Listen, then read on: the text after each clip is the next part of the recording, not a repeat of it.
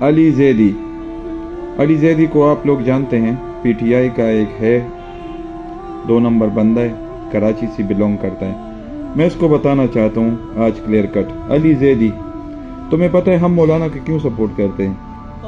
नहीं पता? मैं बताता हूँ। हमारे 470 का जो तहसील मेयर है ना, मुफ्ती अब्दुर्रऊफ शाकिर से, उसको हमने वोट भी दिया है और सपोर्ट भी किया है, लेकिन आज तक वो जीत गया है। आज तक हम उसके ऑफिस में गए ही नहीं है। 2 साल होने को है या 1.5 साल हो गया, हम नहीं गए, क्योंकि हमने इस लालच में उसको वोट नहीं दिया था कि वो हमारे लिए कोई काम करेगा।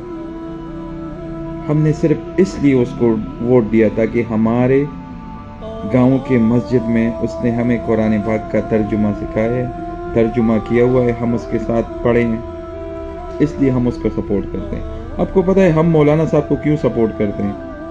मौलाना साहब को इसलिए सपोर्ट करते हैं कि हमारे मस्जिद के जो इमाम है ना, वो कहते हैं कि मौलाना साहब हक है।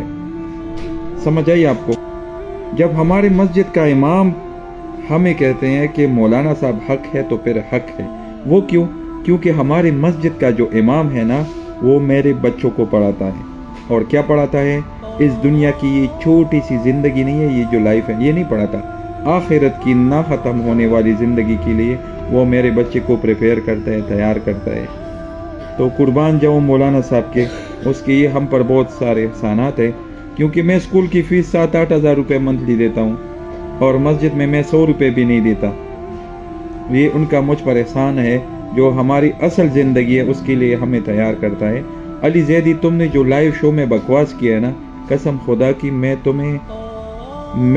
मैं दिल करता है कि मैं क्या करूं तेरे साथ, क्योंकि मैं जो भी बोलता हूं मेरे अकाउंट रिस्ट्रिक्ट हो जाता है। लेकिन आज मैं बोल लूँगा, बेशक रिस्ट्रिक्ट हो जाए मेरे अकाउंट, लेकिन मैं तुम्हें बताना चाहता हूं कि तुम एक बेशरम बेगैरत इंसान हो, और तुम्हारी ये जो शक्ल है ना, ये शक्ल ये मदीने वाली नहीं है। तुम पहले अपनी शक्ल मदीने वाली बनाओ।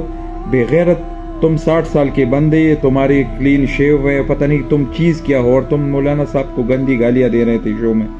तो बहुत कुछ दिल कर रहा है, बहुत सारी गालियाँ भी है मेरे पास, इम्पोर्टेड गालियाँ हैं, सही है ना, वो मतलब पैक आई हुई है बाहर से, वो मैं तुम्हें दे देता, लेकिन नहीं देता, और क्योंकि फिर मेरा ज़मीर इजाज़त नहीं देता। लेकिन तुम एक बेशरम आदमी हो, और अगर तुम में इतना भी मतलब पावर है तो गिरफ्तार कर लेते मौलाना साहब को। तुम जो इल्ज़ामात लगाते हो तो कर लेते, क्या बिगाड़ा तुमने उसका? कुछ भी नहीं कर सकते, सही है ना। मौलाना फजल रहमान साहब जिंदाबाद। एक बंदा सारी असम्बली में उठ के खड़ा हो जाए, एक हदीस मुझे सुना दे, और वो अहादीस का उस्ताद है। और एक बात याद रखना, तुम हैप्पी जेपी लोगों को बताना चाहता हूँ, ये ज़िंदगी बहुत छोटी है, सही है ना। और मेरा और आपका एक ही मिट्टी में सोना है, और जो तकिया होता है ना, वो भी मिट्टी का बना हुआ होगा। ऐसा नहीं है कि तुम्हारे लिए कफन कोई ऊपर से आएगा या वो नीला पीला हरे रंग का होगा। तो याद रखना, ज़िंदगी बहुत छोटी है, अकल का इस्तेमाल करो, वरना बर्बाद हो जाओगे। पाकिस्तान जिंदाबाद।